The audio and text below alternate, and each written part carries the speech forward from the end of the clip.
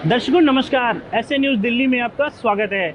हमारी टीम पिछले 3 दिनों से सतलोक आश्रम मुंडिका में बनी हुई है।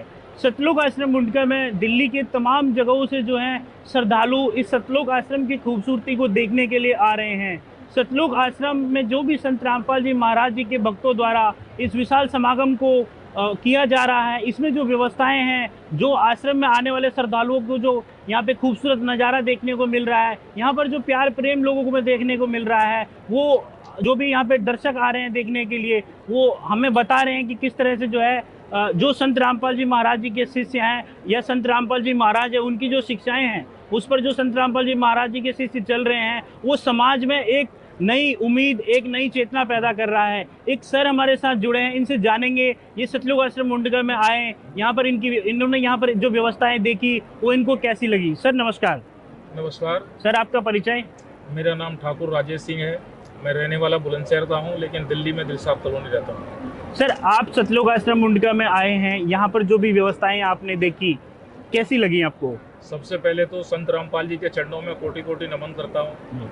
दूसरी बात, 2 साल से आने की यहाँ सोच रहा था कि किसी तरह आश्रम में पहुँच जाऊँ, लेकिन आज मुझे ऐसा सौभाग्य प्राप्त हुआ, ऐसा आशीर्वाद हुआ उनका कि मैं आज सतलोक आश्रम में आने का मुझे सौभाग्य प्राप्त हुआ। सर क्या कुछ देखा आपने सतलोक आश्रम मुंडिका में? सबसे पहले तो बाहर जब मैं गेट पर आया, वहाँ की व्यवस्था, गाड़ी की पार्किंग, उनका व्यवहार, जो लोग वहाँ खड़े थे उनका इतना नर्म व्यवहार कि मतलब जहाँ तक मेरी गाड़ी गई वहाँ उन्होंने पार्किंग में लगवाई।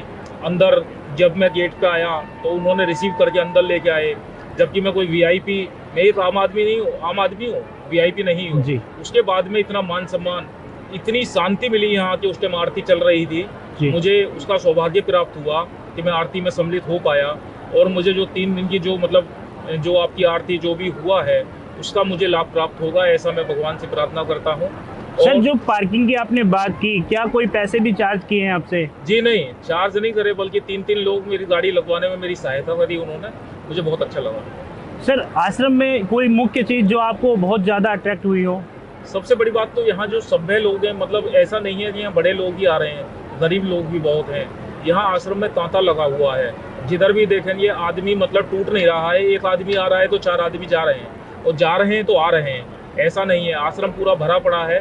जैसा कि मुझे भक्तों ने प्रदर्शनी के दर्शन कराए, एक एक चीज़ उन्होंने समझाई, काफ़ी प्रभावित हुआ। जैसे गरीबदास जी की पूरी उन्होंने कथा बताई, कबीरदास जी कैसे आए, कैसे उन्होंने मतलब उनको ज्ञान दिया, तो उस ज्ञान का काफ़ी कुछ प्राप्त हुआ है हमें।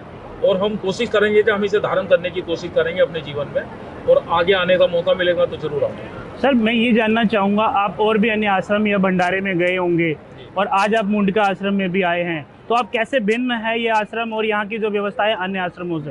देखिए, मेरा तो आना जाना लगा रहता है, क्योंकि समाज सेवा में लगा रहता हूँ। जहाँ भी समाज सेवा होती है हम वहाँ जाते हैं, सारा काम करते हैं। लेकिन आज यहाँ आने का सौभाग्य प्राप्त हुआ। यहाँ सबसे बड़ी बात है कि शांति बहुत है जी। लोगों का अपना एक सभ्यता है कि किस तरीके से यहाँ साफ सफाई है। आप कहीं भी यहाँ पर एक कूड़े का पत्ता कहीं भी नजर नहीं आया। मैं इतनी देर से यहाँ यही नोट कर रहा था। यहाँ के जो लोग हैं, जो बच्चे हैं, बूढ़े हैं, जवान हैं, जो जनता आ रही है, उसको जो अटेंड करने का उनका तरीका है वो बहुत ही सभ्य है। उससे मैं काफ़ी प्रभावित हूँ। सर यहाँ पर बताया जाता है कि सभी धर्मों के लोग इस आश्रम में आते हैं, सभी जात जितनी भी बिरादरी है सभी लोग इस आश्रम में आते हैं, तो क्या आपको ऐसा लगा कि यहाँ पर कोई ऊंच नीच या फिर जात पात का कोई भेदभाव देखने को मिला? नहीं, ऐसा कुछ नहीं लगा।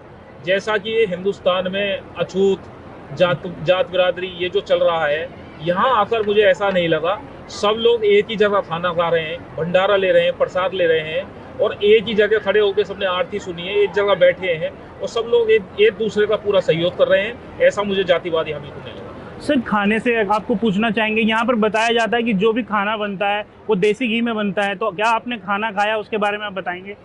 जी, मैंने खाना तो अभी नहीं खाया है, लेकिन मैंने देखा है जी। जितना भी खाना है, लड्डू खाने का मुझे सौभाग्य प्राप्त हुआ जी। लेकिन यार जितना भी खाना है वो सब देसी घी का है और शुद्ध बना हुआ है। और जो यहाँ के भगत हैं, जो यहाँ संचालन कर रहे हैं, वो बहुत मेहनती हैं, निस्वार्थ लगे हुए हैं। और कोशिश करूंगा कि इसी तरीके से आश्रम आगे बढ़े। सर जैसा ये प्रोग्राम इस आश्रम में हो रहा है, ऐसे और 11 आश्रमों में ये विशाल प्रोग्राम मनाया जा रहा है, समागम मनाया जा रहा है, क्या कहना चाहेंगे सर इसके लिए?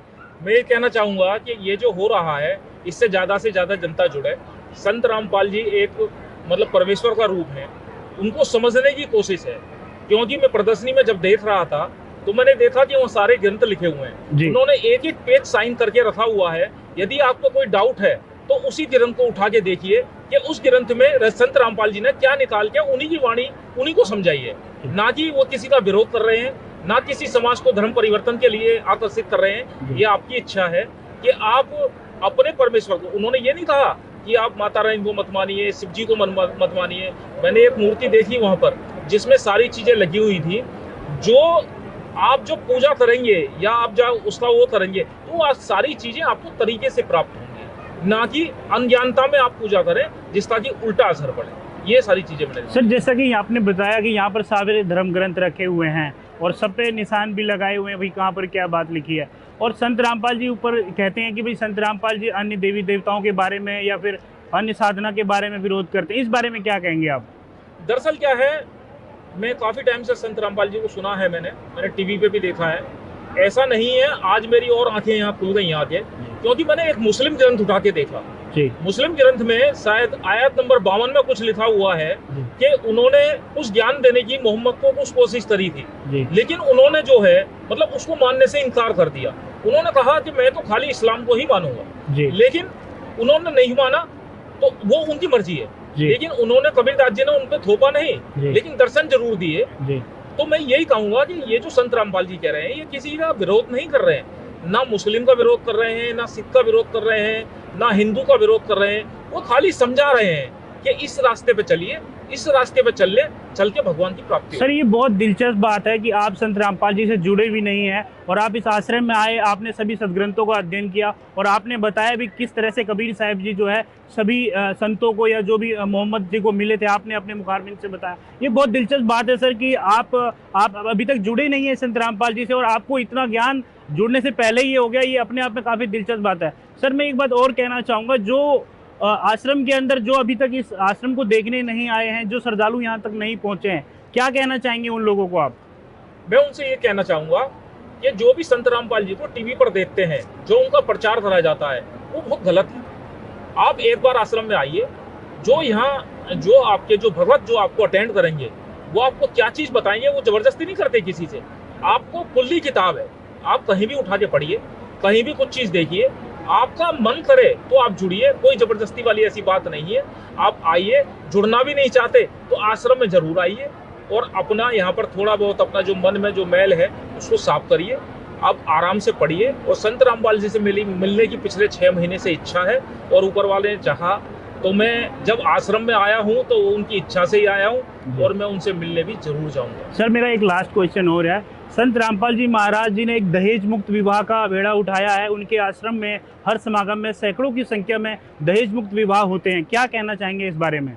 मैं इस बात से वाकिफ हूँ, क्योंकि मैं आपको एक बता देना चाहता हूँ कि मेरे घर में जो मेरे बेटे की बहू है वो एक भगत की बेटी है। तो मैं जानता हूँ, मैंने जो विवाह करा, मेरा बेटा एडवोकेट है दिल्ली हाई कोर्ट में, मैंने बिल्कुल बिना स्वार्थ के उस बच्ची को अपनाया। मैंने कोई लेन देन नहीं, कोई कुछ नहीं, जैसा मैं शादी चाहता था मैंने वैसे उन्हीं के हिसाब से करी, जबकि मैं संत रामपाल जी से जुड़ा हुआ नहीं जी। उसके बाद में भी मैंने बिना दहेज की शादी करी। सर, हमारे ऐसे न्यूज़ के दर्शकों को क्या मैसेज देना चाहेंगे?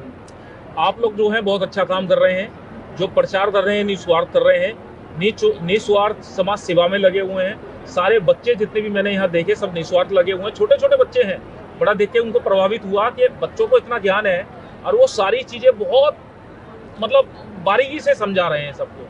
तो मैं यही कहूँगा लोगों से कि आप संत रामपाल जी के आश्रम में, जो भी आपके आश्रम है, शामली में भी शायद आश्रम है, वहाँ भी एक बार जाने का सौभाग्य प्राप्त हो रहा था, लेकिन मैं रास्ते से वापसी आ गया, नहीं था मेरे नसीब में जी। लेकिन मैं यही कहूँगा कि आप एक बार आश्रम में आइए और सारी उसको देखिए।